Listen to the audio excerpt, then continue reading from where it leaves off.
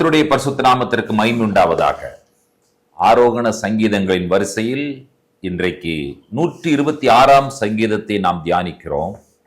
தேவனுடைய மகத்துவமான கிரியைகளை கண்டு வியப்பும் ஆச்சரியமும் அடைவதோடு கூட அதுல ஒரு மகிழ்ச்சியும் சந்தோஷமும் இருக்கிறது என்பதை நாம் ஒவ்வொருவரும் புரிந்திருக்கிறோம். இந்த சங்கீதத்தை நீங்கள் கவனித்தீர்கள் என்று சொன்னால், சிறையிருப்பை ஆண்டவர் திருப்புகிறார் என்கிற விஷயம்தான். ஆனால் நீங்கள் பாபிலோனுடைய சிறையிருப்பிலிருந்து திரும்பி வருகிறார்கள் என்கிறதான காரியத்தை நீங்கள் முன் கொண்டு வரக்கூடாது. காரணம் என்னவென்று சொன்னால், இந்த சங்கீதங்கள் எல்லாம் பாபிலோனுடைய சிறையிருப்பிற்கு முன்பாக எழுதப்பட்ட சங்கீதங்கள் என்பதை நாம் அறிந்திருக்கிறோம். அப்படி என்று சொன்னால், சிறையிருப்பு என்று சொல்லி இவர் சொல்ல வருகிற விஷயத்தை அநேகமாக 2 சாமுவேலின் புஸ்தகம் 15 முதல் 19 அதிகாரங்கள், அதாவது அப்சலோமுடைய ஆட்சி கவிழ்ந்ததற்கு பிறகு எருசலேமிலிருந்து நாடு கடத்தலிலிருந்து தாவீது திரும்பியதை அவர் விவரிக்கிறார் என்பதாகத்தான் இறையியலாளர்கள் சொல்லுகிறார்கள். ஆகினால உங்களுக்கு சமயம் கிடைக்கும் பொழுது 2 சாமுவேலின் புஸ்தகம் 15ஆம் அதிகாரம் முதல் 19ஆம் அதிகாரம் வரை உள்ள நிகழ்வுகளை நீங்கள் படித்து பார்க்கும் பொழுது இதனுடைய காரியங்கள் என்ன என்பது உங்களுக்கு தெளிவாக புரியும். இப்பொழுது இதை நீங்கள் கவனியுங்கள். அவர் ஒரு ஊமையை, ஒரு பிக்சரை நமக்கு இங்க கொடுக்க விரும்புகிறார். இந்த பிக்சர் என்னன்னு சொல்லி பார்த்தீங்கன்னு சொன்னா, ஃபர்ஸ்ட் அவர் சொல்ல வருகிற விஷயங்களை நீங்கள் கவனியுங்கள். கர்த்தர் சிறையிருப்பை திருப்புகிறார், சீயோனின் சிறையிருப்பை திருப்புகிறார். அப்பொழுது நாங்கள் எப்படி இருந்தோம்? முதலாவது வசனத்தை வாசிக்க கேட்கலாம். சீயோனின் சிறையிருப்பை கர்த்தர் திருப்பும் போது சொப்பனம் காண்கிறவர்கள் போல் இருந்தோம்.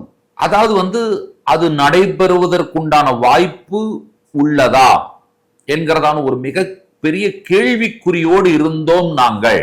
அதற்கு சாத்தியமே இல்லையே. அப்படி ஒரு காரியம் நடைபெறுமா என்கிறதான ஒரு கேள்விதான். அதற்கு அடிப்படையாக 2வது வசனத்தில் என்ன சொல்லப்பட்டிருக்கிறது? அப்பொழுது நம்முடைய வாய் நகைப்பினாலும் நம்முடைய நாவு ஆனந்த சத்தத்தினாலும் நிறைந்திருந்தது. அப்பொழுது கர்த்தர் இவர்களுக்கு பெரிய காரியங்களை செய்தார் என்று புறஜாதிகளுக்குள்ளே சொல்லிக் கொண்டார்கள். நம்முடைய வாழ்க்கையில ஒரு சம்பவம் நடைபெறுகிறது. அந்த சம்பவம் நடைபெறுவதற்கு வாய்ப்பே இல்லை. அது நடைபெறும் பொழுது நமக்கே இப்படியெல்லாம் நடைபெறுமா, இது ஒரு கனவா அல்லது நனவா அப்படி கேட்கிறாங்கல்ல. இது நான் பார்த்து கொண்டிருப்பது கனவா அல்லது நனவா, உண்மையில நடைபெறுகிறதா இல்லாவிட்டால் ஏதோ கனவுல நடக்கிற ஒரு நிகழ்ச்சி போல இருக்கிறதா என்கிற ஒரு கேள்வி முன்வைக்கிறோம் அல்லவா. அதைத்தான் இங்கே சங்கீதக்காரன் சொல்லுகிறார். நம்முடைய வாய் சிரிப்பினாலும் அந்த சிரிப்பில் ஒரு ஆனந்த சந்தோஷமும் நிறைந்திருந்தது. அதனால் மகிழ்ச்சியோடு நாங்கள் கம்பீர சத்தமிட்டோம். இப்பொழுது சாட்சி புறஜாதிகளிடத்திலிருந்து வருகிறது. சொல்லுகிற சாட்சி என்ன? கர்த்தர் பெரிய காரியங்களை செய்தார் என்று புறஜாதிகள் அவர்களுக்குள்ளேயே பேசிக்கொண்டார்கள்.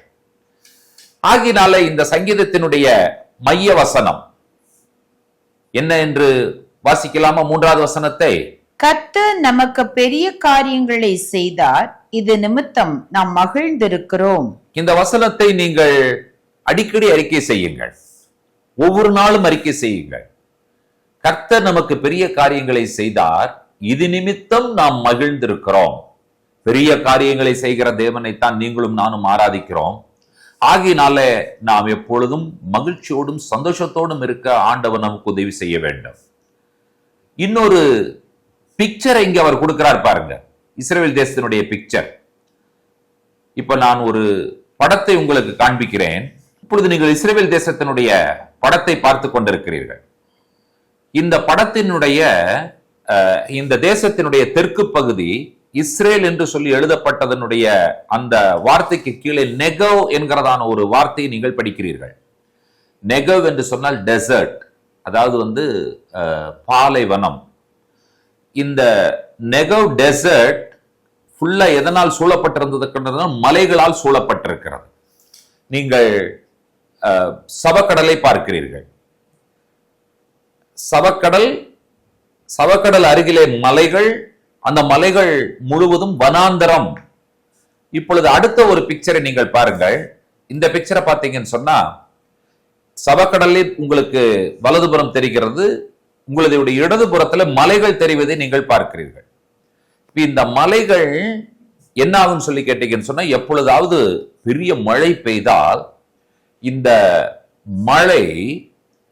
இந்த மழைக்கு பெயர் வந்து பாத்தீங்கன்னு சொன்னா சதர்ன் ரெயின் என்று பெயர். தெற்கிலே பெய்யக்கூடிய மழை. இந்த மழையினால் பிளாஷ் பிளட் உருவாகும். இந்த பிளாஷ் பிளட் வந்து என்ன ஆகும் சொல்லி கேட்டீங்கன்னு சொன்னா, எங்கேயும் போகாது, நேராக எங்கே வந்து விழும் என்று சொன்னால் சவக்கடல்ல போய் விழுந்து விடும். அப்ப அந்த சவக்கடல் எதை உள்வாங்குகிறது என்று சொன்னால், இந்த மலைகளில் வருகிறதான தண்ணீரை இந்த சவக்கடல் உள்வாங்கி கொள்ளுகிறது என்பதை நாம் புரிந்திருக்கிறோம். இந்த சவக்கடல் உள்ள போச்சுன்னா அவ்வளவுதான், தட் இஸ் டெட் சி. இந்த சங்கீதக்காரனுடைய வார்த்தைகளை நீங்கள் கவனிங்கள். தெற்கத்தி வெள்ளங்களை திருப்புவது போல எங்கள் சிறையிருப்பை திருப்போம். இஸ்ரவேல் தேசத்தினுடைய தெற்கே பெய்கிறதான அந்த ஒரு பெரு வெள்ளம், அந்த மழை எங்கே திருப்பப்படுகிறது என்று சொன்னால் சவக்கடலுக்கு நேராய் திருப்பப்படுகிறது. சங்கீதக்காரன் சொல்லுகிற வார்த்தைகள், எங்களுடைய சிறையிருப்பு சவக்கடலுக்குள்ளே போய் அது செத்து விடுகிறதை போல எங்களுடைய சிறையிருப்பு மறைந்து விடுகிறது. எங்களுடைய சிறையிருப்பு மறைய வேண்டும். கர்த்தர் செய்வாரா? அதனால் தான் சங்கீதக்காரன் எவ்வளவு அழகாக சொல்லுகிறார், கர்த்தர் நமக்கு பெரிய காரியங்களை செய்திருக்கிறார், இது நிமித்தம் நாம் மகிழ்ந்திருப்போம். இன்னொரு விஷயத்தை அழகா சொல்லுகிறார், 5வது வசனம், கண்ணீரோடே விதைக்கிறவர்கள் கம்பீரத்தோடே அறுப்பார்கள். ஒரு அற்புதமான விவசாயியினுடைய ஊமையை பாருங்கள்.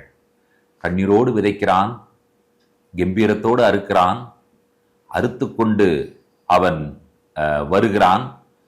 விதையை சுமந்து கொண்டு போகும் பொழுது அழுது கொண்டே போகிறான். ஆனால் அந்த விதையின் மூலமாக விளைந்த அரிக்கட்டுகளை சுமந்து கொண்டு வரும் பொழுது கம்பீரத்தோடு திரும்பி வருகிறான். இன்றைக்கும் நம்முடைய வாழ்க்கையிலும் இதை செய்கிற ஒரு தேவன் இருக்கிறார்.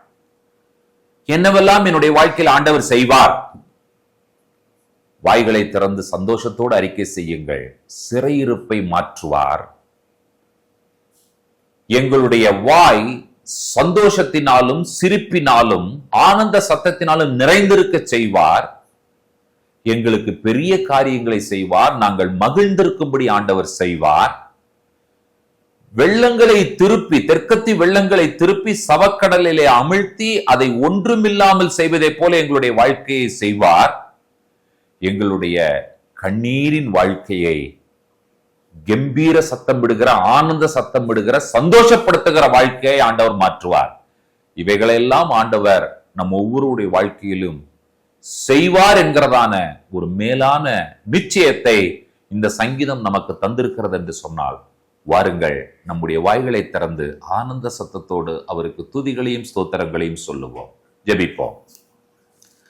உன்னதங்களில் வாசமாயிருக்கிற எங்கள் அன்பின் ஆண்டவரே, சியோனின் சிறையிருப்பை திருப்புகிற தேவன், எங்களுடைய வாயை நகைப்பினாலும் சிரிப்பினாலும் எங்களுடைய நாவை ஆனந்த சத்தத்தினாலும் நிறைய பண்ணுகிற தேவன், பெரிய காரியங்களை எங்களுடைய வாழ்க்கையில செய்து எங்களுடைய வாழ்க்கையில வருகிற வெள்ளம் போல பிரச்சனையை திருப்பி ஆண்டவரை அதை ஒன்றுமில்லாமல் செய்கிற தேவன், எங்களுடைய கண்ணீரின் வாழ்க்கையை ஆண்டவரை ஆனந்த சந்தோஷத்தின் வாழ்க்கையாக மாற்றுகிற தேவன். ஆகையினால கர்த்தர் எங்களுக்கு பெரிய காரியங்களை செய்திருக்கிறார், நாங்கள் மகிழ்ந்திருக்கிறோம் என்கிறதான செய்தியை சந்தோஷமாய் சொல்லிக்கொள்ள விரும்புகிறோம். கர்த்தர் எங்களுடைய வாழ்க்கையில செய்கிற அற்புதமான காரியங்களுக்காக நாங்கள் நன்றிகளை சொல்லுகிறோம். துதிகளையும் ஸ்தோத்திரங்களையும் கனத்தையும் மகிமையும் ஒருவருக்கே ஏறெடுக்கிறோம். ஆண்டவராய் இயேசு கிறிஸ்துவின் மூலம் வேண்டிக் கொள்கிறோம். ஜெபம் கேளும் பரிசுத்தமுள்ள பிதாவே, ஆமேன், ஆமேன்.